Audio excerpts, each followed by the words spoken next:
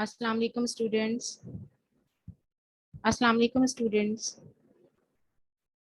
अस्सलाम वालेकुम अस्सलाम।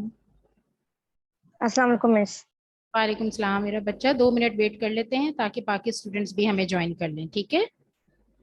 Okay miss.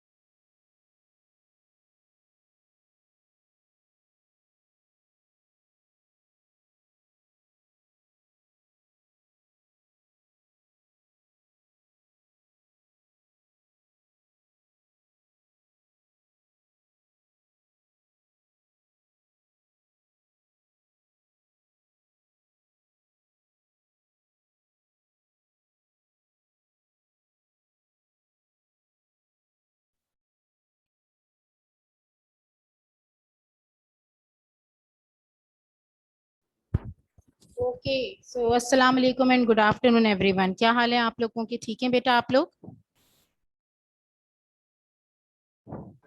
जी मिस।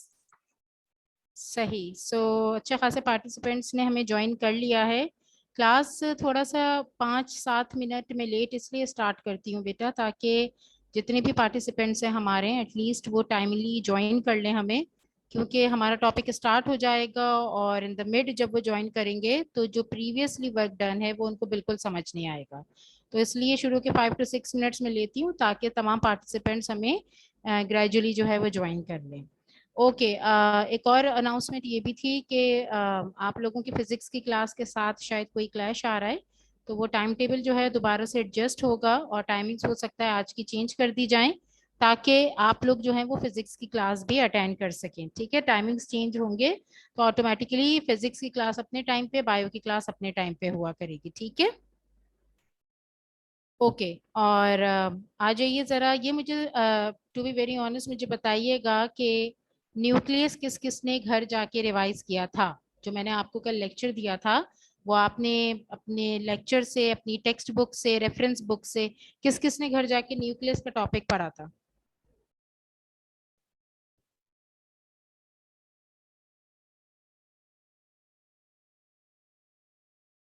नहीं किया अपना topic? Okay Ayesha, that's good. आप माइक अनम्यूट करके बोल। गुड आयशा। ओके सबीर, ठीक है बेटा, मुझे मिल गया आपका आंसर। Okay that's good. आ जाइए आज के टॉपिक पे। अच्छा, सीक्वेंस वाइज अगर मैं बात करूँ ना सिलेबस के अकॉर्डिंग, तो न्यूक्लियस के बाद we have to start endoplasmic reticulum, ठीक है। लेकिन एंडोप्लाज्मिक रेटिक्यूलम एक एक्सटेंडेड डिटेल है और जाहिर है ये इसके पार्ट्स हैं और इसका डिफरेंट फंक्शन है, तो इट्स बेटर कि हम उसको फिजिकल क्लास में कैरी ऑन करेंगे। और आज हम जो है न्यूक्लियस के बाद स्टार्ट करते हैं अपना एक दूसरा टॉपिक। स्लाइड शेयर करने लगी हूं मैं, और वन बाय वन हम जल्दी से एक क्विक रिव्यू लेंगे। Ultra structure of animal cell, ultra structure of animal cell में we started the structure and function of nucleus. This is we started the structure and function of nucleus. Nucleus हमने किया था और यही diagram मैंने आपको draw करके भी दिखाई थी, पार्टिसिपेंट्स आप देख लीजिएगा। और न्यूक्लियस के अंदर we discussed already the nuclear envelope, the outermost membrane, the outermost layer of nucleus, which surrounds the internal content of nucleus, which is called as nuclear envelope. Nuclear envelope के बाद फिर हमने एक और डेंस इंपॉर्टेंट ऑर्गेनल किया था जो कि न्यूक्लियस का पार्ट है, which is called as nucleolus. And along with nucleolus we have done the chromatin network, ठीक है। ये दो तीन चीजें हमने कल डिस्कस की थी, nuclear envelope, nucleolus, chromatin network, and in between the area in between the perforation of nuclear envelope we have nuclear pore. काम इसके हम ऑलरेडी इसके स्पेसिफिक फंक्शन डिस्कस कर चुके हैं कि न्यूक्लियस का जो फंक्शन होता है that is related to regulate और maintain all the cellular activities. ये तमाम सेल्यूलर एक्टिविटीज को कंट्रोल करता है because it is also called as the master organelle of animal cell और द प्लांट सेल। और न्यूक्लियस सेल एक्टिविटीज को control करने के साथ साथ थ्रू दिस न्यूक्लियर पोर, जो कि एक परफोरेशन है, एक पैसेज है in between the nuclear envelope, through this nuclear pore it is also responsible for exchange of substances in between the nucleus and the cytoplasm. सिर्फ ये सेल की growth and development में, ट्रांसमिशन ऑफ जेनेटिक इंफॉर्मेशन में काम नहीं करता, बल्कि nucleus जो है वो अपने इंटरनल कंटेंट को, इनर कंटेंट को साइटोप्लाज्म में भी एक्सचेंज करता है। जो भी मटेरियल सिंथेसाइज होता है इनसाइड द न्यूक्लियस वो इजीली ट्रांसपोर्ट हो जाता है अपॉन साइटोप्लाज्म, और साइटोप्लाज्म पे अगर कोई इंपॉर्टेंट मॉलिक्यूल है तो they can easily enter inside the nucleus through this nuclear pore. ये भी हमने डिस्कस किया था कि न्यूक्लियोलस होता है न्यूक्लियस के अंदर, जो कि रिस्पॉन्सिबल होता है to produce ribosome, to synthesise ribosome, and ribosome act as a protein factory. तो इसका मतलब है कि न्यूक्लियस के पास अपना प्रोटीन मौजूद होता है आगे अपने further more functions carry on करने के लिए। क्रोमैटिन की जब हमने बात की थी तो we discussed earlier, chromatin is made up of two chemical compound, one is DNA and one is histone protein. इन दोनों की मौजूदगी से क्रोमैटिन क्रोमैटिन कहलाता है। अगर इसमें से कोई एक चीज मौजूद नहीं है, लाइक हिस्टोन प्रोटीन्स अगर मौजूद नहीं है, तो हम क्रोमैटिन कॉल आउट नहीं करेंगे, बल्कि हम कहेंगे कि simply nucleus consist of DNA, linear DNA, ठीक है। क्योंकि न्यूक्लियस के अंदर जो डीएनए मौजूद होता है उसको लीनियर डीएनए कहा जाता है। ये स्पेसिफिकेशन है लीनियर डीएनए की कि it always lie inside the nucleus.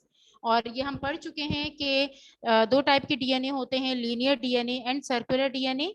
Circular DNA जो है वो किसी अदर ऑर्गेनल पे, साइटोप्लाज्म पे मौजूद होगा, जबकि linear DNA inside the nucleus मौजूद होते हैं। This was the quick review. ये देख लीजिए अगेन, आपके पास डायग्राम है, न्यूक्लियस है, न्यूक्लियस की न्यूक्लियर मेम्ब्रेन जो है that causes the presence of nuclear envelope, and this nuclear envelope shows is its outermost connection, its outermost extension। और ये न्यूक्लियर एनवेलप साइटोप्लाज्म पे जिस ऑर्गेनल के साथ कनेक्ट होता है, जिस ऑर्गेनल के साथ, जिस पार्ट के साथ कनेक्ट होता है, that organelle, that part is called as endoplasmic reticulum. ये बात की बात है कि कौन सा टाइप है वो एंडोप्लाज्मिक रेटिक्यूलम का, लेकिन न्यूक्लियर एनवेलप, स्लाइड को गौर से देखिएगा, nuclear envelope is externally extended, its externally connected with other part of cell that is called as endoplasmic reticulum. इसका ये मतलब हुआ कि न्यूक्लियस का कंटेंट डायरेक्टली ट्रांसपोर्ट हो सकता है towards endoplasmic reticulum through the nuclear pore, through the nuclear envelope. Nucleus का कंटेंट डायरेक्टली ट्रांसपोर्ट हो सकता है through the nuclear envelope, through the nuclear pore upon endoplasmic reticulum. यहाँ तक क्लियर है आप सबको? प्लीज मुझे रिप्लाई कीजिएगा ताकि मैं मूव ऑन करूं। मिस थोड़ा न्यूक्लियर प्लाज्म का बता दे। Nuclear plasm is just like, it behaves like the cytoplasm of cell.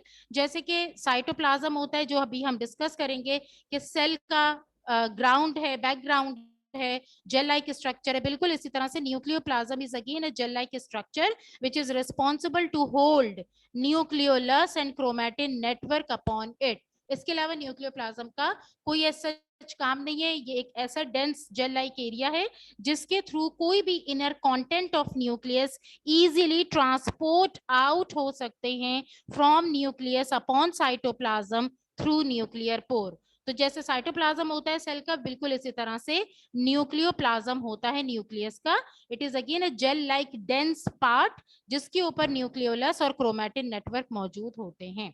Is that clear? Yes miss. Okay जनाब, अब आइए नेक्स्ट अपने ऑर्गेनल पे, दैट इज साइटोप्लाज्म। हम पहले साइटोप्लाज्म करेंगे कि साइटोप्लाज्म क्या है, किस तरह का होता है, किस चीज से मिलके बनता है, और उसके बाद हम आगे मूव ऑन करेंगे। अच्छा, ये तो न्यूक्लियस की तमाम डिस्क्रिप्शन है जो हम ऑलरेडी कर चुके हैं, तो मैं इस पे टाइम वेस्ट नहीं करूंगी, साइटोप्लाज्म पे डायरेक्ट आते हैं। पहला पॉइंट है साइटोप्लाज्म का, it's aqueous or water containing substance containing variety of cell organelle and other structures such as insoluble waste or storage product। इसको आसान करके बताती हूँ। साइटोप्लाज्म दो वर्ड्स का कॉम्बिनेशन है, one is called as cyto which derived from the cell, the word cell मतलब होता है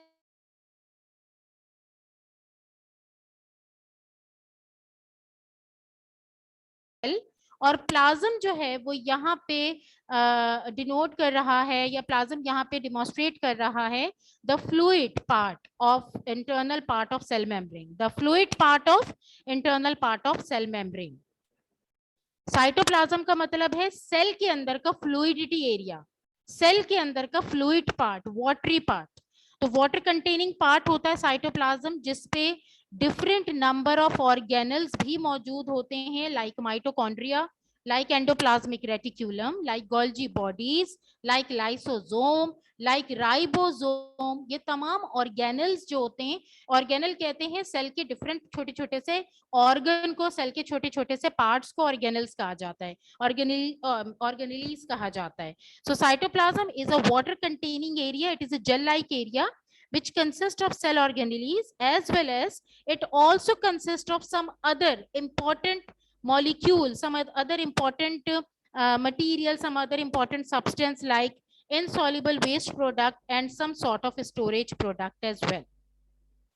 ठीक है, next point, background of cytoplasm contain skeleton of very fine fibers otherwise appear transparent and structureless in the EM stands for electron microscope। देखो cytoplasm of plant cell की बात करें ना बेटा, गौर करना जरा मेरी बात पे, साइटोप्लाज्म ऑफ प्लांट सेल की बात करें तो plant cell already contain cell wall which is made up of cellulose fibre and pectin, जिसकी वजह से एक प्रॉपर शेप और स्ट्रक्चर जो है वो मेंटेन रहता है प्लांट सेल के अंदर। क्योंकि प्लांट सेल में साइटोप्लाज्म को हेल्प करने के लिए सेल वॉल मौजूद है और सेल वॉल का काम होता है कि ये प्लांट सेल की शेप को, उसके स्ट्रक्चर को मेंटेन करता है। लेकिन अगर हम एनिमल सेल की बात करें बेटा, तो एनिमल सेल में तो सेल वॉल है ही नहीं, ठीक है, एनिमल सेल में तो सेल वॉल नहीं है, only it consist of cell membrane या प्लाज्मा मेम्ब्रेन। तो एनिमल सेल की भी तो शेप मेंटेन होगी या हमेशा डैमेज और डिस्टॉर्टेड शेप रहेगी? नहीं, एनिमल सेल की भी एक जो प्रॉपर शेप होती है एनिमल सेल की वो भी मेंटेन होगी। एनिमल सेल के जितने भी पार्ट्स होते हैं, ऑर्गेनेलीज होते हैं, वो अपना फंक्शन परफॉर्म करेंगे एक स्पेसिफिक बैकग्राउंड पे, एक स्पेसिफिक एरिया में। तो एनिमल सेल के अंदर साइटोप्लाज्म का बहुत इंपॉर्टेंट पार्ट होता है to maintain its shape, to maintain its structure.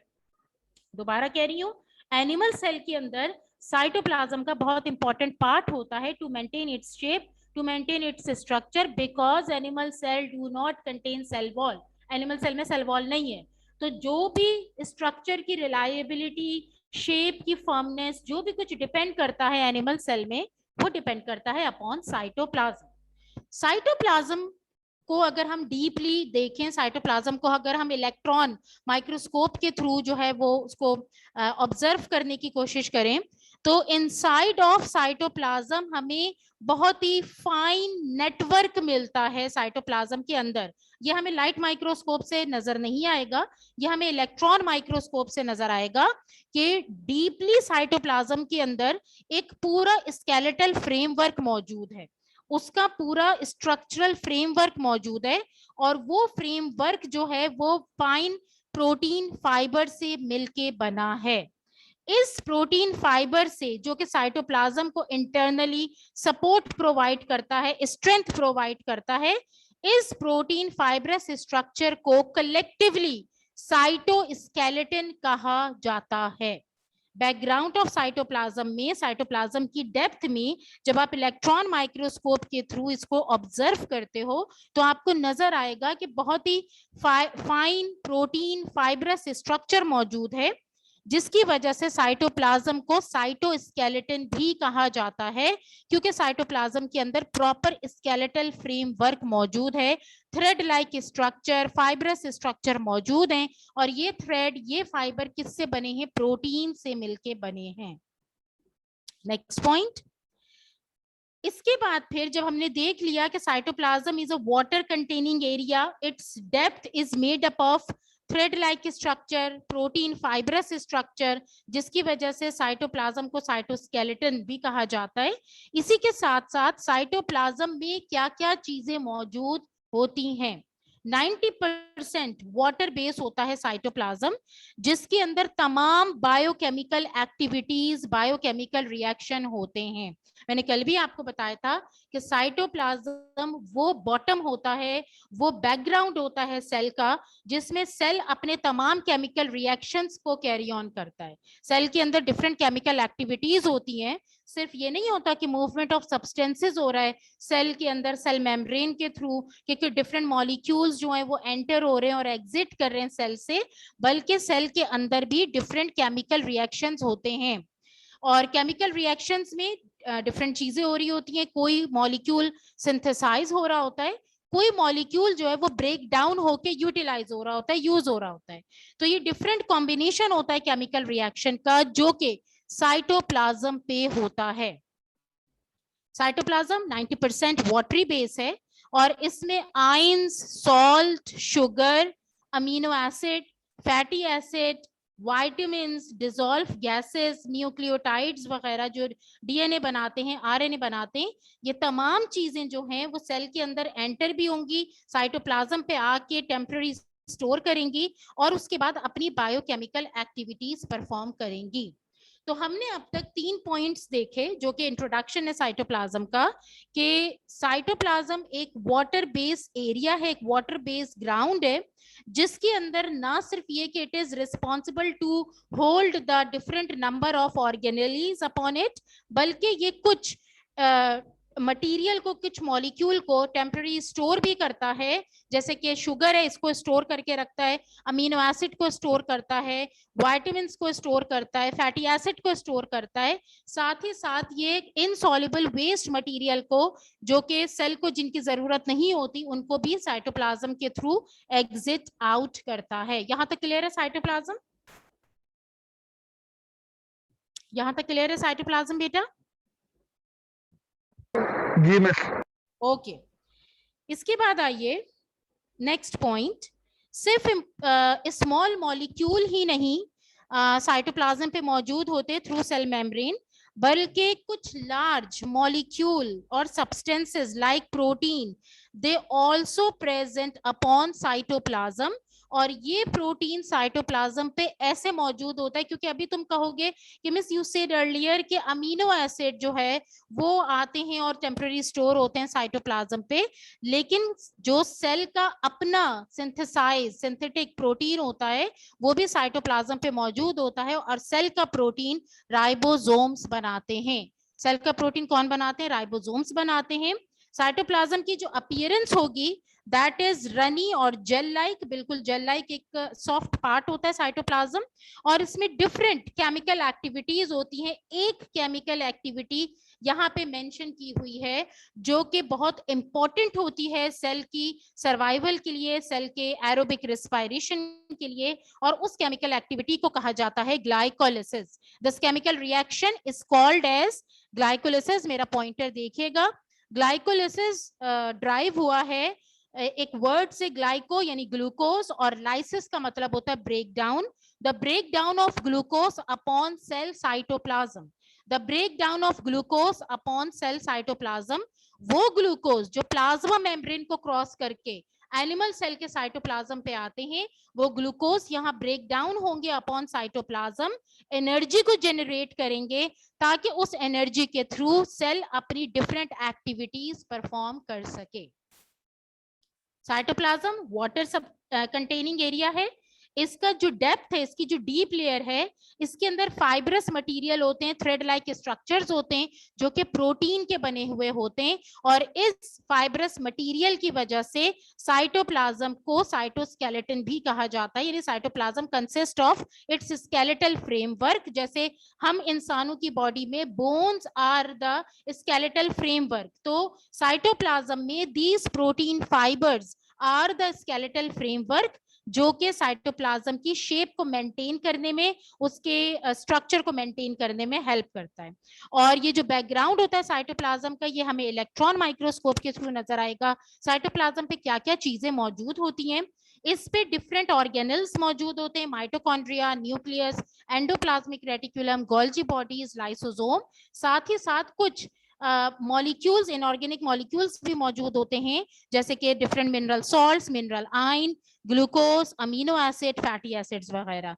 और कुछ सेल के अपने सिंथेटिक मटेरियल भी मौजूद होते हैं, सिंथेटिक सब्सटेंसेस भी सेल के अपने मौजूद होते हैं। अपॉन साइटोप्लाज्म सेल सिंथेसाइज करता है अपना own protein by the help of ribosome, ये भी साइटोप्लाज्म पे मौजूद होते हैं। ठीक है, कॉपी कर लिया कीजिए बेटा आप लोग पॉइंटर्स को, ताकि आपको याद रहे। This is the summary. जी बेटा बोलो। आप एक बार लास्ट स्लाइड दोबारा शो कर दें। श्योर। इसलिए डाउन कर लिया कीजिए ताकि आपको याद रहे कि ऑनलाइन क्लास में क्या क्या पॉइंट्स डिस्कस हुए थे। Some large molecule like protein forms a runny और gel like area upon cytoplasm, and this cytoplasm is very important to carry out a metabolic pathway which is called as glycolysis. अच्छा, मुझे please एक चीज confirm कीजिएगा, am I audible properly to you guys? आपको मेरी आवाज clear आ रही है, कोई डिस्टॉर्शन तो नहीं? ओके, ठीक है। नेक्स्ट स्लाइड है हमारी, और this slide is the sum up of cytoplasm. Actually ये साइटोप्लाज्म का सम अप है। स्ट्रक्चर मैं पढ़ के बता दूं, ठीक है? ये अगर आप ना भी लिखें इसकी, आप इसकी पिक्चर ले लें तो it's okay, it's up to you. The cytoplasm consist in the inner region of plasma membrane and this lie outside region of DNA. Common sense की बात है कि पॉइंटर देखिएगा मेरा, साइटोप्लाज्म न्यूक्लियर एनवेलप और प्लाज्मा मेम्ब्रेन के दरमियान की जगह को कहा जाता है। साइटोप्लाज्म न्यूक्लियर एनवेलप जो कि एंडोप्लाज्मिक रेटिक्यूलम के साथ कनेक्ट हुई है, मेरा पॉइंटर नोटिस कीजिएगा, न्यूक्लियर एनवेलप और प्लाज्मा मेम्ब्रेन के दरमियान की जो gel like watery base area होता है उसको साइटोप्लाज्म कहा जाता है। This watery base area actually consist not only of water but it consists of different mineral salt, mineral ion, organic molecule like protein, और इसके साथ साथ some of the enzymes also present over here. Cytoplasm पे कुछ enzymes भी होते हैं जो कि सेल एक्टिविटीज में हेल्प करते हैं, उन एंजाइम्स को हम लेटर ऑन पढ़ेंगे। साइटोप्लाज्म जो है उसका मेन जो फंक्शन होता है, मेन जो इसका आप समझ लीजिए कि रोल होता है, वो है एक तो एनर्जी जनरेट करना bye the process of glycolysis. अभी बताया था मैंने, glucose when enters through the plasma membrane and it reaches upon cytoplasm, glucose will break down and generate energy which is responsible to carry out other chemical activities of cell। तो cytoplasm पे energy भी generate होती है। Cytoplasm पे different important molecule store होते हैं, जैसे कि अमीनो एसिड, जैसे कि फैटी एसिड, जैसे कि विटामिन वगैरह। और इसी के साथ cytoplasm is that area which is responsible for manufacturing of cell protein as well as enzyme. ये सेल की प्रोटीन को भी मैन्युफैक्चर करता है और सेल के एंजाइम्स को भी मैन्युफैक्चर करता है, सिंथेसाइज करता है। इसका बेसिक फंक्शन जो होता है साइटोप्लाज्म का, वो सेल की ग्रोथ, रेप्लिकेशन और एक्सपेंशन को कैरी आउट करना by the help of other organelles. ठीक है, दूसरे ऑर्गेनेल्स के साथ मिलके सेल की ग्रोथ, सेल की एक्सपेंशन, रेप्लिकेशन ऑफ डीएनए, इन सारी चीजों को कंट्रोल करता है, रेगुलेट करता है। यहां तक क्लियर है बेटा? जी मस। ओके, अब बहुत इंपॉर्टेंट बात बताने लगी हूं मैं आप लोगों को कि अभी मैंने जैसे आपको थोड़ी देर पहले बताया कि साइटोप्लाज्म को अगर हम इलेक्ट्रॉन माइक्रोस्कोप में देखें तो हमें इसके अंदर थ्रेड लाइक फाइब्रस मटेरियल नजर आएगा, जो कि उसका स्केलेटल फ्रेमवर्क है, जिसकी वजह से साइटोप्लाज्म को ना सिर्फ ये कि एनिमल सेल की शेप को, प्लांट सेल की शेप को भी मेंटेन करने में, सेल की शेप को मेंटेन करने में हेल्प मिलती है, बल्कि प्रॉपर सेल का जो शेप होता है जब वो मेंटेन होता है तो कोई भी सेल जो है वो अपने मैकेनिज्म को कैरी आउट कर सकता है। तो साइटोप्लाज्म के डेप्थ में जो हमें फाइब्रस प्रोटीन, फाइब्रस मटेरियल नजर आता है, उसका क्या नाम है और उसको क्या कहते हैं, सबसे पहले ये देख लो। Network of fibrous protein structure that exist in all eukaryotic cell cytoplasm. Network of fibrous protein structure that exist in all eukaryotic cell cytoplasm, collectively known as cytoskeleton। Cytoplasm के अंदर जो प्रोटीन फाइब्रस स्ट्रक्चर, प्रोटीन के बने हुए होते हैं, ये thread like structure होते हैं, प्रोटीन के बने हुए होते हैं, इस प्रोटीनियस फाइब्रस स्ट्रक्चर को साइटोस्केलेटन कहा जाता है। इट मींस के साइटोप्लाज्म साइटोस्केलेटन पे डिपेंड करता है to maintain its shape. Cytoplasm अपने साइटोस्केलेटन पे, अपने स्केलेटल फ्रेमवर्क पे डिपेंड करता है टू मेंटेन इट्स शेप। अब ये साइटोस्केलेटन तीन तरह के होते हैं। It consist of three component, it consist of three types. ये जो साइटोस्केलेटन का वर्ड मैंने यूज किया है, this is actually the combination of two words, skeletal framework of cell। cytoskeleton is also called as skeletal framework of cell। it consists of three component, it consists of three types। number one, ये cytoskeleton तीन चीजों से मिलके बनता है। first type is microtubules। first type are called as microtubules। second type is called as microfilament and third type is called as intermediate filament। इन तीनों component में, इन तीनों टाइप्स में जो मोस्ट इंपॉर्टेंट टाइप है दैट इज माइक्रोट्यूब्यूल्स, जो कि actually responsible होती है to maintain the shape of cell and to provide mechanical support to the animal cell cytoplasm. ये माइक्रोट्यूब्यूल ही एक्चुअली वर्क, अपना रोल प्ले करते हैं सेल की शेप को मेंटेन करने में और सेल को मैकेनिकल सपोर्ट प्रोवाइड करने में। हमें अगर हम लाइट माइक्रोस्कोप से एनिमल सेल की स्लाइड देखेंगे तो हमें प्लाज्मा मेम्ब्रेन और साइटोप्लाज्म सिंपल नजर आएगा, बिल्कुल ट्रांसपेरेंट। साइटोप्लाज्म के अंदर जो स्केलेटल फाइबर हैं, जो कि माइक्रोट्यूब्यूल के बने हुए हैं, माइक्रोफिलामेंट के बने हुए हैं, इंटरमीडिएट फिलामेंट के बने हुए, इन तीनों चीजों से मिलके साइटोस्केलेटन बनता है। ये तीनों चीजें हमें इलेक्ट्रॉन माइक्रोस्कोप में नजर आएंगी। माइक्रोट्यूब्यूल क्या होता है? It is the thickest form of cytoskeleton made up of tubulin protein fibre. ये सिर्फ आपको पता होना चाहिए कि माइक्रोट्यूब्यूल जो कि साइटोप्लाज्म का स्केलेटल फ्रेमवर्क बनाता है, माइक्रोट्यूब्यूल जो कि साइटोप्लाज्म का स्केलेटल फ्रेमवर्क बनाता है, ये माइक्रोट्यूब्यूल बहुत ही थिकेस्ट होता है और ये प्रोटीन का बना हुआ होता है. It is actually the thickest in its texture and it is made up of protein fibre. ये प्रोटीन के बने हुए होते हैं. प्रोटीन के इसीलिए होते हैं, प्रोटीन मेड इसीलिए कहा जा रहा है क्योंकि एक्वस सोल्यूशन है साइटोप्लाज्म, वाटर बेस्ड सोल्यूशन है, तो यहाँ पे इजीली प्रोटीन मॉलिक्यूल वर्क कर सकते हैं. सो साइटोप्लाज्म का साइटोस्केलेटन एंड इंटरमीडिएट फिलामेंट, उसमें मोस्ट इंपॉर्टेंट पार्ट है माइक्रोट्यूब्यूल, जो कि साइटोस्केलेटन के मेजर एरिया को कवर करता है, जो कि साइटोप्लाज्म के इंटरनल एरिया को मेजरली कवर करता है. और ये किससे बना हुआ है? प्रोटीन फाइबर से. इस प्रोटीन फाइबर को ट्यूब्यूलिन कहा गया है. Microtubule is made up of tubulin. Microtubule is made up of tubulin. कैसा होता है ये देख लो. इस तरह का tubular structure, tube like structure होता है. इस तरह का ट्यूब लाइक स्ट्रक्चर होता है. यह है माइक्रोट्यूब्यूल. डायमीटर इसका देख लीजिए कि कितना इसके, अभी मैं आपको डायमीटर भी बताऊंगी कि इसका डायमीटर कितना होता है. ये माइक्रोट्यूब्यूल साइटोप्लाज्म पे बिल्कुल ट्यूब लाइक होते हैं और सबसे थिकेस्ट होते हैं as compare to microfilament and intermediate filament. क्योंकि फिलामेंट का मतलब होता है थ्रेड लाइक स्ट्रक्चर, ट्यूब्यूल्स का मतलब होता है ट्यूब्यूलर स्ट्रक्चर. तो microtubule is a tubular structure, tube like structure है, जबकि माइक्रोफिलामेंट और intermediate filament thread like structure होते हैं साइटोप्लाज्म के अंदर. माइक्रोट्यूब्यूल किस चीज से मिलकर बना है याद रखना, एमसीक्यूज में पूछा जा सकता है. Microtubule is made up of tubulin protein fibre. एक प्रोटीन फाइबर से बना हुआ है जिसका नाम है ट्यूब्यूलिन. Got it? यहां तक क्लियर है स्लाइड बेटा? रिप्लाई कीजिएगा. यहां तक क्लियर है बेटा स्लाइड?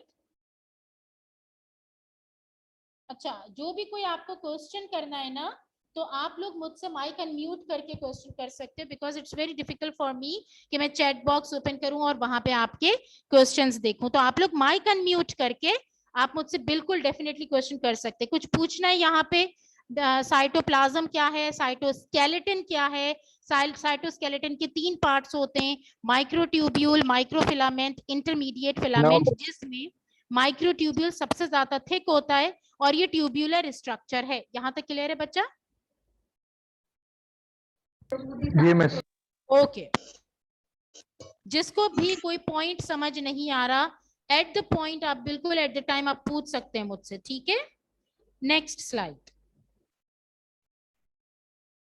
अब आइए, माइक्रोट्यूब्यूल का स्ट्रक्चर तो हमने कर लिया कि ये थिकेस्ट होते हैं, साइटोप्लाज्म के अंदर होते हैं. आरामिश, ये साइटोप्लाज्म को अगर आप इलेक्ट्रॉन माइक्रोस्कोप में देखोगे तो बैकग्राउंड जो होता है साइटोप्लाज्म का, उसमें मौजूद होते हैं ये स्केलेटल फाइबर जो कि प्रोटीन के बने हुए होते हैं.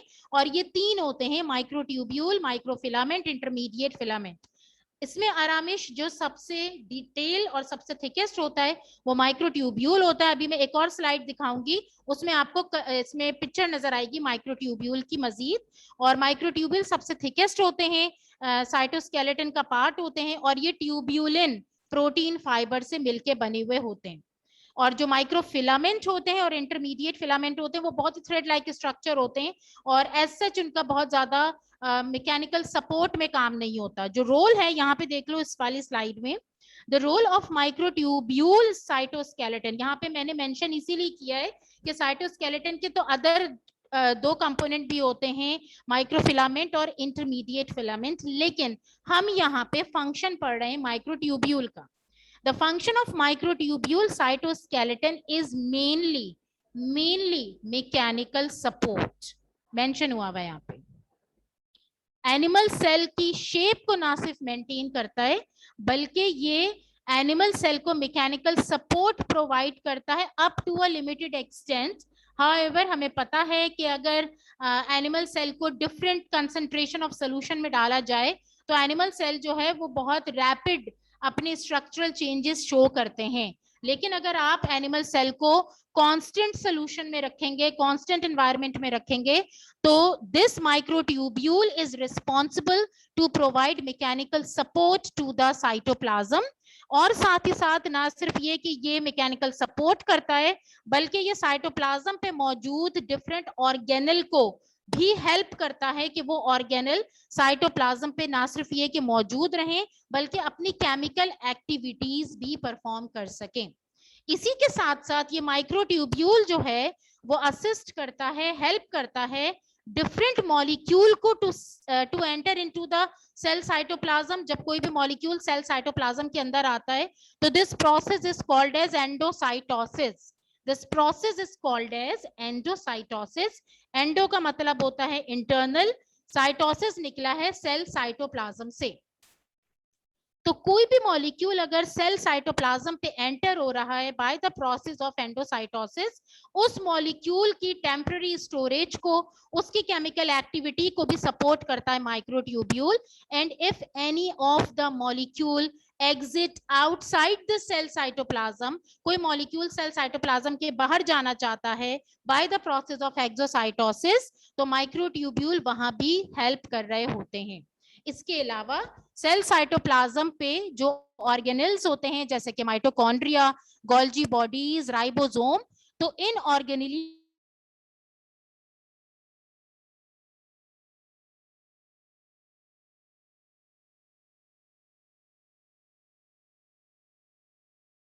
ये तुम्हें अलग अलग जब मैं बताऊंगी कि एंडोप्लाज्मिक रेटिकुलम क्या होते हैं, कैसे काम करते हैं, राइबोसोम्स क्या होते हैं, कैसे काम करते हैं, तब तुम्हें पता चलेगा कि साइटोप्लाज्म पे सेल ऑर्गेनेल्स जो होते हैं वो भी एक एक्सटेंट तक मूव करते हैं from one part towards another part of cell cytoplasm. तो हमने देख लिया most important component of cytoskeleton which is microtubule, कि ये मैकेनिकल सपोर्ट प्रोवाइड करते हैं। इसके अलावा ये ऑर्गेनाइजेशन करते हैं सेल साइटोप्लाज्म पे ऑर्गेनेलीज की, ट्रांसपोर्ट में भी हेल्प करते हैं, क्रोमोसोम को स्प्लिट करते हैं, सेग्रीगेट करते हैं, ताकि आगे चल के न्यूक्लियर डिवीजन और सेल डिवीजन भी हो सके। तो तकरीबन तमाम एरियाज को कवर करता है माइक्रोट्यूब्यूल्स का फंक्शन। यहां तक क्लियर है? यहां तक क्लियर है स्टूडेंट्स? ओके। और बाकी भी पार्टिसिपेंट्स मौजूद हैं हमारे साथ। यस दाऊद, पूछो। मिस एंडोसाइटोसिस और एक्सोसाइटोसिस वापस समझा देंगी? ओके, बिल्कुल बिल्कुल समझा दूंगी। Endocytosis, endo means internal, inner of the cytoplasm. Endo का मतलब होता है सेल साइटोप्लाज्म के अंदर, एंडोसाइटोसिस इनसाइड द सेल। तुम लोगों ने एंडोऑस्मोसिस तो पढ़ा होगा ना ओ लेवल्स के अंदर, जिसमें वाटर की मूवमेंट होती है inside the cell membrane, inside the cell. तो एंडोऑस्मोसिस की तरह का ये एक वर्ड है एंडोसाइटोसिस। एंडोसाइटोसिस का मतलब है जैसे glucose, it enters through plasma membrane and reaches upon cytoplasm। Glucose जो होता है वो बाहर से सेल के अंदर एंटर होता है थ्रू द प्लाज्मा मेम्ब्रेन, तो ग्लूकोज की एंट्री को एंडोसाइटोसिस कहते हैं। वाटर एंटर होता है थ्रू द प्लाज्मा मेम्ब्रेन और बाहर से अंदर एंटर होता है सेल के अंदर, सेल मेम्ब्रेन पे आता है, वाटर भी आता है, ग्लूकोज भी आता है। तो ये जिस मूवमेंट के थ्रू आते हैं that is called as endocytosis. Exocytosis का मतलब होता है सेल के बाहर चले जाना, dissolve gases, carbon dioxide, metabolic waste material, इनका सेल के बाहर चले जाना। एक्सो का मतलब होता है exit of the cell, outside of the cell. तो माइक्रोट्यूब्यूल ना सिर्फ ये कि मैकेनिकल सपोर्ट प्रोवाइड करते हैं सेल को, एनिमल सेल को, उनकी शेप को मेंटेन करते हैं, बल्कि ये हेल्प कर रहे होते हैं डिफरेंट मॉलिक्यूल को जो कि सेल साइटोप्लाज्म पे एंटर हो रहे हैं, आ रहे हैं, या फिर सेल साइटोप्लाज्म से एग्जिट आउट कर रहे हैं फ्रॉम एनिमल सेल। तो ये दोनों तरह की मूवमेंट को हेल्प करते हैं। अब क्लियर हो गया बेटा? ओके, अबीहा, ठीक है, अबीहा, अलीना और फिजा, असद उमर, यहाँ तक क्लियर है बच्चे? Yes miss. ठीक है, यस। ओके। अब आइए नेक्स्ट हमारे पास ये माइक्रोट्यूब्यूल। अभी मैंने आपको डायग्राम दिखाई थी इसकी। Very fine unbranch hollow tube like structure होते हैं ये, ट्यूब्यूलर स्ट्रक्चर है, बता चुकी हूं मैं। डायमीटर याद करने की जरूरत रहेगी। Its external diameter is about 24 to 25 nanometre in diameter. किसी बुक में 24 लिखा हुआ है, कहीं पे 25 लिखा हुआ है, तो हमने यहाँ पे रेंज मेंशन कर दी है 24 to 25 नैनोमीटर डायमीटर होता है माइक्रोट्यूब्यूल का. इट मींस के they are thick in their diameter as well. और इनकी वॉल कितने डायमीटर की होती है? 5 नैनोमीटर थिक होती है. तो microtubule as compare to microfilament and intermediate filament काफी थिक होते हैं, तभी ये स्केलेटल फ्रेमवर्क बनाते हैं एनिमल सेल का या एनिमल सेल साइटोप्लाज्म का. इनका जो एक्सटर्नल डायमीटर है वो भी आपको याद रखने की जरूरत है. So you have to copy down it in your spiral. और इसकी जो थिकनेस है, इसकी जो वॉल की थिकनेस है, वो भी आपको याद होना चाहिए. 5 to 6 नैनोमीटर थिक होता है माइक्रोट्यूब्यूल. ठीक है. Its wall is made up of protein fibrous structure. Microtubule जिस प्रोटीन फाइबर का बना हुआ होता है, उस प्रोटीन फाइबर को ट्यूब्यूलिन कहा जाता है. माइक्रोट्यूब्यूल जिस प्रोटीन फाइबर का बना हुआ होता है, जिस प्रोटीन थ्रेड लाइक स्ट्रक्चर का बना हुआ होता है, उसको ट्यूब्यूलिन कहा जाता है. ये एक एक्स्ट्रा ऑर्डिनरी डिटेल हो जाएगी कि ट्यूब्यूलिन भी दो टाइप्स के होते हैं, alpha tubulin and beta tubulin. ठीक है, दो टाइप्स के ट्यूब्यूलिन होते हैं. हमें अभी यहाँ पे सिर्फ ये समझने की जरूरत है कि माइक्रोट्यूब्यूल एक प्रोटीन फाइब्रस स्ट्रक्चर का बना हुआ होता है और उसका नाम है ट्यूब्यूलिन. जिस प्रोटीन का बना हुआ होता है उसको ट्यूब्यूलिन प्रोटीन कहा जाता है. Tubulin protein. अब जब माइक्रोट्यूब्यूल्स इनिशियली फॉर्म हो गए साइटोप्लाज्म के अंदर, तो वो सिर्फ सिंगल इन नंबर नहीं होंगे, बल्कि माइक्रोट्यूब्यूल की ग्रोथ भी होती रहेगी. जितना ज्यादा इसके अंदर ट्यूब्यूलिन फाइबर ऐड होता जाएगा, उतना ज्यादा माइक्रोट्यूब्यूल्स ग्रो करते जाएंगे. कैसे? ये देखो इस स्लाइड में. देखो इस स्लाइड में आप ये देखें कि यही दिखा देती हूँ मैं थोड़ा सा. ये आपको माइक्रोट्यूब्यूल नजर आ रहा है, ये ट्यूब्यूलर स्ट्रक्चर का बना हुआ है. इस एक ट्यूब्यूल को ट्यूब्यूलिन कहा जाता है. इस एक ट्यूब को ट्यूब्यूलिन कहा जाता है. ये ट्यूब्यूलिन दो तरह के होते हैं, अल्फा ट्यूब्यूलिन और बीटा ट्यूब्यूलिन. इसकी डिटेल हमारे पास इतनी ज्यादा नहीं है कि ये क्या काम करते हैं, लेकिन हमें ये मालूम होना चाहिए कि माइक्रोट्यूब्यूल जिस प्रोटीन का बना हुआ है उसको ट्यूब्यूलिन कहते हैं. अब ये सिर्फ सिंगल ट्यूब लाइक स्ट्रक्चर नहीं होगा माइक्रोट्यूब्यूल, बल्कि ये पूरा एक नेटवर्क बन जाएगा. एक ट्यूब्यूल, दूसरी ट्यूब्यूल, तीसरी ट्यूब्यूल, चौथी, पांचवी, इस तरह से 1 by 1 ट्यूब्यूलर स्ट्रक्चर जो है वो ग्रो करते चले जाएंगे, जिसकी वजह से ये एक डेंस फाइब्रस स्ट्रक्चर बन जाता है साइटोप्लाज्म के अंदर. ये एक डेंस फाइब्रस स्ट्रक्चर बन जाता है साइटोप्लाज्म के अंदर. तो ग्रोथ जो होती है माइक्रोट्यूब्यूल की, वो एडिशन ऑफ ट्यूब्यूलिन फाइबर की वजह से होती है. जितना ज्यादा ट्यूब्यूलिन फाइबर ऐड ऑन होता चला जाएगा, माइक्रोट्यूब्यूल की ग्रोथ बढ़ती चली जाएगी. यहां तक अगर मैं, अच्छा एक मैं आपको जरा पिक्चर दिखा दूं ताकि हम इसको सम अप करें. ये देखें, ये पूरी, बेटा गौर कीजिएगा, स्लाइड पे आपका कॉन्सेप्ट क्लियर होगा. फ्रॉम टॉप टिल बॉटम ये है क्या? प्लाज्मा मेम्ब्रेन यानी कि सेल मेम्ब्रेन.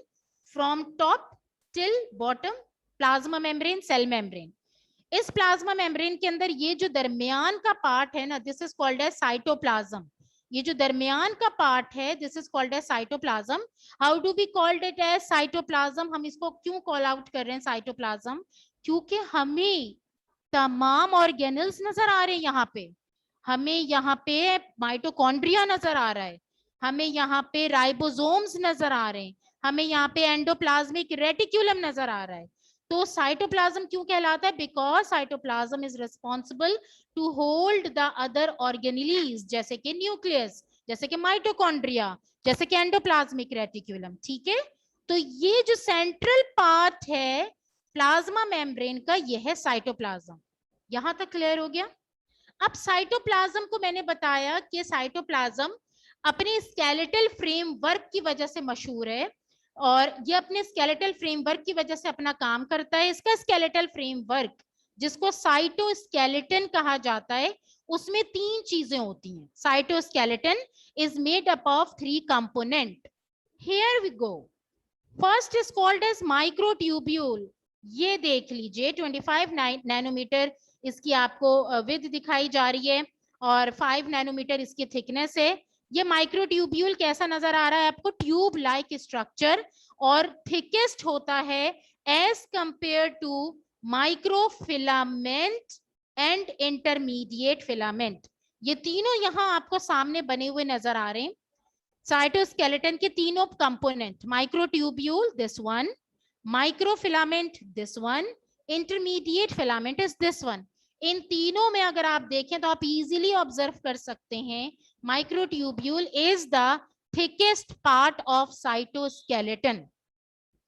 ये माइक्रोट्यूब्यूल, ये ब्लू सी लाइन आपको नजर आ रही होगी, this one is microtubule, this one is the branch network of microtubule, this is again the branch network of microtubule. ये साइटोप्लाज्म पे जगह जगह जगह जगह मौजूद होते हैं माइक्रोट्यूब्यूल, और इनका काम होता है मैकेनिकल सपोर्ट प्रोवाइड करना टू द सेल साइटोप्लाज्म।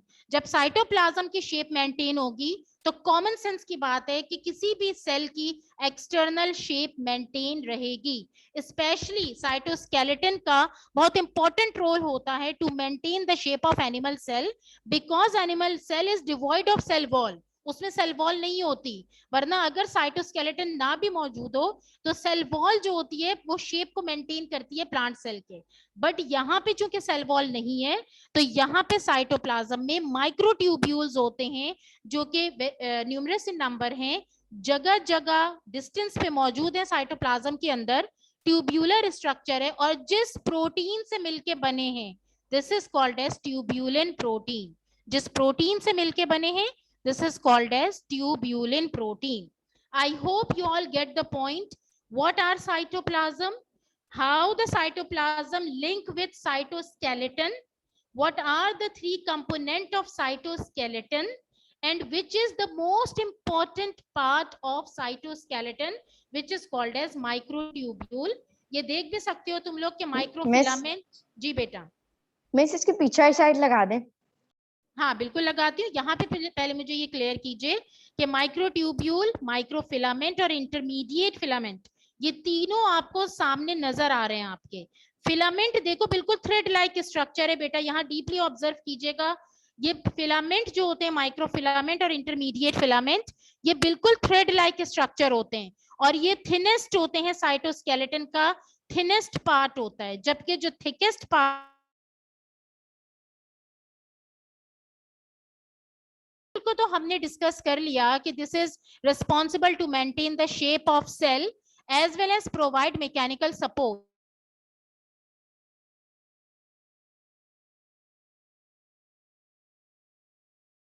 क्या सेल के अंदर कॉन्ट्रैक्शन रिलैक्सेशन होती है? क्या सेल जो कि ग्रुप टुगेदर होते हैं इनटू टिश्यूज एंड मसल्स, तो क्या सेल में, टिश्यूज में और मसल्स में कॉन्ट्रैक्शन रिलैक्सेशन होती है? मैं आपसे सवाल कर रही हूं बेटा, क्या मसल्स कॉन्ट्रैक्ट और रिलैक्स करते हैं? Yes, miss. बिल्कुल। जब Yes. मसल्स कॉन्ट्रैक्ट और रिलैक्स करते हैं तो मसल्स किसके बने हुए हैं? ग्रुप ऑफ टिश्यूज के। टिश्यूज किसके बने हुए हैं? ग्रुप ऑफ सेल्स के। इसका ये मतलब हुआ कि मसल्स की कॉन्ट्रैक्शन और रिलैक्सेशन स्टार्ट कहां से होती है? From the contraction and relaxation of cell, from the contraction and relaxation of tissues. जब सेल कॉन्ट्रैक्ट और रिलैक्स करेंगे तो टिश्यूज भी करेंगे, टिश्यूज करेंगे तो ऑटोमेटिकली मसल्स भी करेंगे। मसल्स के अंदर कौन मौजूद होते हैं? माइक्रोफिलामेंट। मसल्स के अंदर कौन मौजूद होते हैं? माइक्रोफिलामेंट। और ये माइक्रोफिलामेंट बनते हैं जिस प्रोटीन से, ये लिख लो अपने पास, इंपॉर्टेंट पॉइंट बताने जा रही हूं। सेल के माइक्रोफिलामेंट या मसल्स के माइक्रोफिलामेंट जिस प्रोटीन से बने हैं, these are called as actin, ACTIN, actin and myosin filament. Actin, ACTIN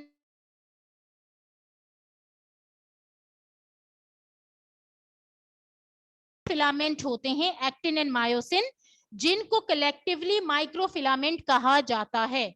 microfilament is made up of 2 protein fibrous structure which is called as actin and myosin.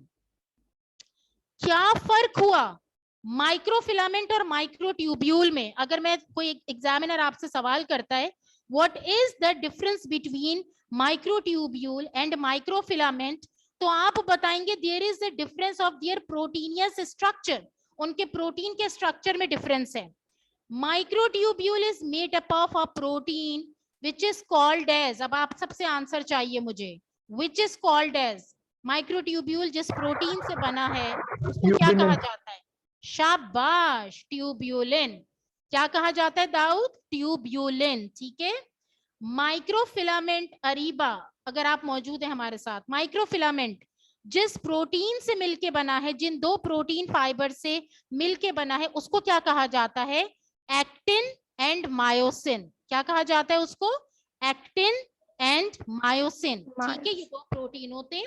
अब microtubule का sum up कर रही हूँ, काम होता है मैकेनिकल सपोर्ट प्रोवाइड करना, shape को मेंटेन करना. माइक्रोफिलामेंट का काम होता है इट प्रोमोट्स और it accelerates the contraction and relaxation of cell, tissues and muscles. It promote और accelerate contraction and relaxation of cell, tissues and muscles. ये स्पेशली एनिमल सेल के अंदर होते हैं. Actin and myosin filament, it promote or accelerate the contraction and relaxation of cell, tissues and muscles. Simple. तो अगर मैं कहूं कि वन वर्ड आंसर दो माइक्रोफिलामेंट का फंक्शन, आप फौरन बोलेंगे it helps in contraction and relaxation of muscles. अगर मैं कहूं वन वर्ड आंसर दें, वन स्टेटमेंट आंसर दें, the role of microfilament, तो आपका क्या आंसर होगा? It helps in contraction and relaxation of muscles, muscle fiber. अगर मैं आपसे बोलूं कि वन वर्ड आंसर दें the role of microtubule, तो आपका क्या आंसर होगा? Provide mechanical support या maintain the shape of cell. Provide mechanical support या maintain the shape of cell. Got it? यहां तक क्लियर है? ओके, मैं दोबारा से दिखाना चाहूंगी. प्लीज सब लोग रिप्लाई करें, अपना माइक अनम्यूट करके. हमारे पास जितने पार्टिसिपेंट्स हैं, इस स्लाइड में कोई मसला है साइटोप्लाज्म की? इस slide No, miss. No, miss. Cytoplasm में कोई प्रॉब्लम? समरी ऑफ साइटोप्लाज्म में कोई problem? No, miss. No, miss. Microtubules का कॉन्सेप्ट क्लियर हुआ? माइक्रोट्यूब्यूल्स का कॉन्सेप्ट क्लियर हुआ? Yes, Okay, miss. अब मैं तुमसे सवाल करूंगी, सारे बच्चों से मेरा सवाल है, माइक्रोट्यूब्यूल किसका इंपॉर्टेंट पार्ट है? माइक्रोट्यूब्यूल किसका इंपॉर्टेंट पार्ट है? Cytoskeleton, cytoplasm. बिल्कुल बिल्कुल, ये पार्ट है Cytoskeleton. साइटोस्केलेटन. एक्सीलेंट. अगर हम बोलें ये किसका पार्ट है? साइटोस्केलेटन. साइटोस्केलेटन किसका पार्ट है? साइटोप्लाज्म. ठीक है, साइटोस्केलेटन किसका पार्ट है? साइटोप्लाज्म. मेरा बच्चा जल्दी से आंसर दीजिएगा. इन तीनों फाइब्रस मटेरियल में से सबसे स्ट्रॉन्ग और थिक फाइब्रस मटेरियल कौन सा है? Microtubules. माइक्रोट्यूब्यूल. किसका बना हुआ है? किससे बना हुआ है? ट्यूब्यूलिन से. Excellent. What is the role of microtubule? What is the role of microtubule? It gives support to the cytoplasm and to cell. शाबाश. It gives mechanical support. ठीक है, mechanical support to the cytoplasm and gives shape to the animal cell. Okay. Microfilament और intermediate filament में कौन सा part skeletal contraction और relaxation करता है? Muscular contraction, relaxation. Microfilament. Microfilament. Okay guys, सबसे पूछ रही हूँ, microfilament is made up of two protein fibrous material. What are those? Actin and myosin. Excellent guys. Actin and myosin. Actin and myosin. Excellent. Actin and myosin. It means कि you have done well. Cytoplasm, cytoskeleton, microtubule. ठीक है, कल की class हमारी होगी endoplasmic reticulum की. Bye the वे एक important बात बताना जरूरी है यहाँ पे. माइक्रोट्यूब्यूल सिर्फ और सिर्फ साइटोप्लाज्म के अंदर ही नहीं मौजूद होते, बल्कि माइक्रोट्यूब्यूल सेंट्रियोल का स्पिंडल फाइबर भी बनाते हैं. सेंट्रियोल पता है किसको कहते हैं? This is the differentiation point. I have already told you कि centriole is present only in animal cell and it is helpful for nuclear division and cell division. तो सेंट्रियोल के अंदर से जो थ्रेड लाइक स्ट्रक्चर अराइज होते हैं, जिसको spindle fibre कहा जाता है, मोस्टली आप लोग ओ लेवल्स में सेल डिवीजन के चैप्टर में पढ़ के आए हुए हैं कि centriole is given out the thread like structure which is called as spindle fibre. ये स्पिंडल फाइबर भी माइक्रोट्यूब्यूल का बना हुआ होता है। Spindle fibre of centriole also made up of microtubule. Spindle fiber of centriole also made up of microtubule. लेकिन microtubule centriole को कैसे और कहां हेल्प करते हैं, जब हम ये सेंट्रियोल पढ़ेंगे डिटेल में तब मैं बताऊंगी आपको। ठीक है, आज का टॉपिक हमारा साइटो। जी बेटा। मिस इससे पहले वाली स्लाइड। मिस माइक्रोट्यूब्यूल से एक और दूसरी स्लाइड क्यों लगा दी? दिस वन मुझे बता दो। This one? No miss, next one. Miss the next. Next one? This one? Yes miss, this one. Okay, जल्दी से कॉपी कर लीजिए, पिक्चर ले लीजिए, कॉपी कर लीजिए। It's up to you. होना चाहिए आपके पास लेक्चर नोट डाउन हुआ हुआ, क्योंकि जब आप बाद में पढ़ेंगे तो आपको बहुत इजी लगेगा पॉइंटर्स के थ्रू अपना समराइज करने में अपने टॉपिक को।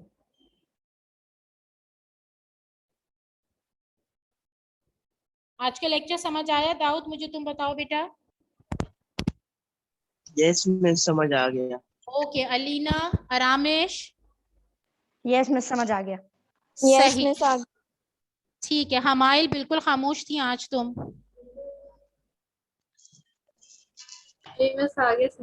ठीक है। लाइबा, आपकी ऑनलाइन मेरे ख्याल में फर्स्ट क्लास हुई है आज, आपको समझ आया बेटा? Yes miss. सही। सबीर तो कंटिन्यूसली रिस्पॉन्ड कर रहे थे क्लास में, वेरी वेल डन सबीर। और बिल्कुल इसी तरह से मुझे और असद उमर, आपको समझ आया? Yes miss. जबरदस्त बेटा। चलिए इंशाल्लाह कल मिलते हैं फिजिकली। और अगर जो बच्चों का लॉस हो गया है तो थोड़ा सा मैं क्विक रिव्यू दूंगी साइटोप्लाज्म का। बाय द वे, हमारा असल जो टॉपिक है कल का वो है endoplasmic reticulum. We have to complete endoplasmic reticulum. ER, बिल्कुल ईआर, एंडोप्लाज्मिक रेटिकुलम कल करेंगे फिजिकली, और इंशाल्लाह कंप्लीट करने की कोशिश करेंगे। ठीक है, अपना बहुत ओके मिस। गाइस, इंशाल्लाह कल मिलते हैं। ओके मिस, अल्लाह हाफिज। अल्लाह हाफिज़। अल्लाह।